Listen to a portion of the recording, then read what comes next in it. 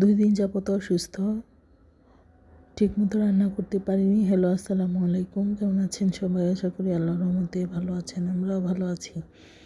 আসলে 2 দিন যাবত অনেক জ্বর আমার, আর হাঁটুর ব্যথা বেড়েছে। ঠিকমতো রান্না করতে পারছি না। সারাদিন বাচ্চারা অনেক খাওয়ায় কষ্ট করেছে।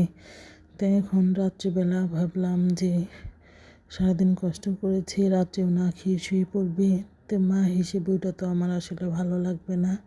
তো আমি আস্তে আস্তে উঠিয়ে ভাবলাম কিছু একটা রান্না করে দিই। ডিম ভুনা করে দিব আর ডালের বড়া বানিয়ে দিব। আসলে পৃথিবীতে মা না থাকলে আর কেউ কষ্ট বোঝে না।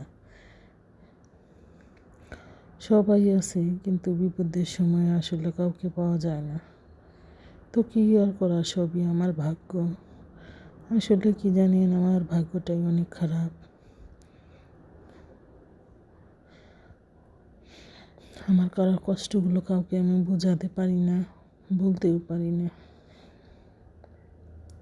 নিজের মনের কষ্ট নিজেই মনে চেপে দুনিয়ার বুকে বেঁচে আছি।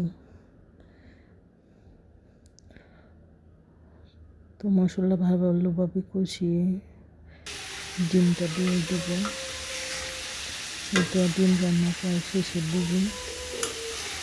যে আমার ছোট্ট মামনিটা নেড়ে চেড়ে দিচ্ছে।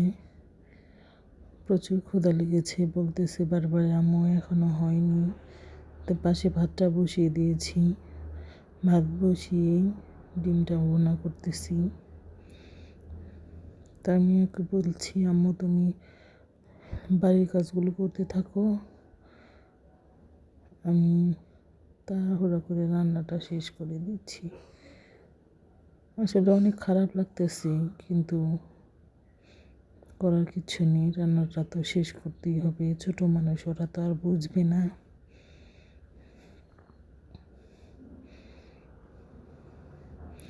তো কালকে আমার খালা শাশুড়ি রান্না করে দিয়ে গেছিল ডাউল আলু ভাজি। ওগুলাই বাচ্চারা খেয়েছি। শুধু ডাউল আলু ভাজি দিয়ে বাচ্চারা সবসময়ই তো আসলে খেতে চায় না। সারাদিন মুড়ি খেয়েছে ডাউল দিয়ে।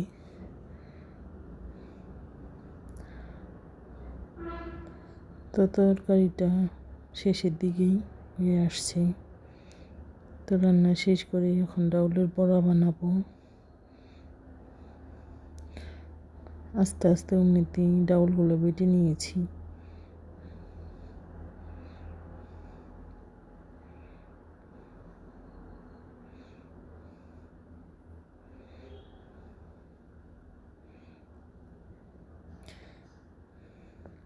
আজকে 3-4 দিন যাবৎ মেয়ের মাদ্রাসাও বন্ধ, কিন্তু বড় মেয়ের মাদ্রাসা খোলা।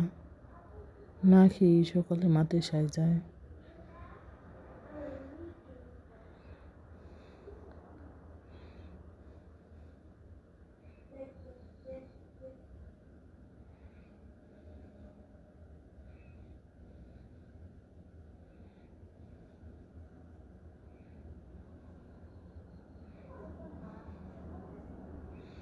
এই তো ডাউলের বড়াগুলো উড়ে আসছে। আমি উল্টে উল্টে দেখতেছি, এখন নামিয়ে ফেলবো।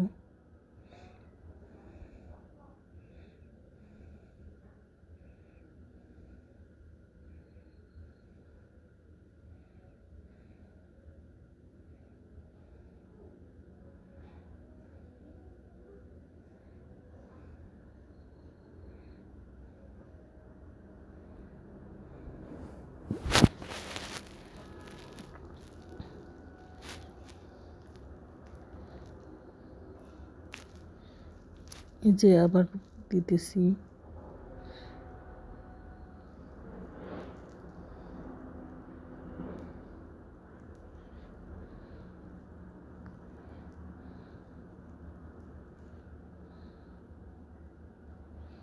আসলে ঘরে বাজারও নেই, ভাবতেছি কালকে সকালে উঠে বাজারে যাব।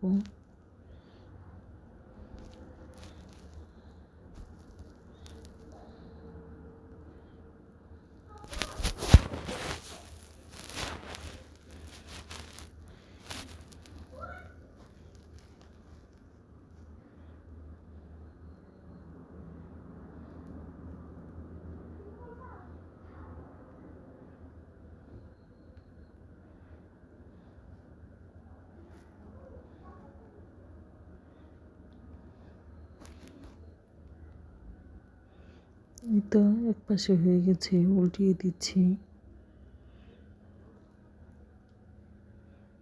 তো রান্না তাড়াতাড়ি শেষ করে ছোটো মেয়েকে আগে খেতে দেব। বড় মেয়েরও তো ক্ষুধা লাগেনি, ও হালকা পাতলা কিছু খেয়েছে, কিন্তু ছোটটা একদমই খায়নি। এই তো রান্না শেষ করে ওকে খেতে দিয়েছি। আজকে এই পর্যন্ত। আল্লাহ হাফেজ, আসসালামু আলাইকুম।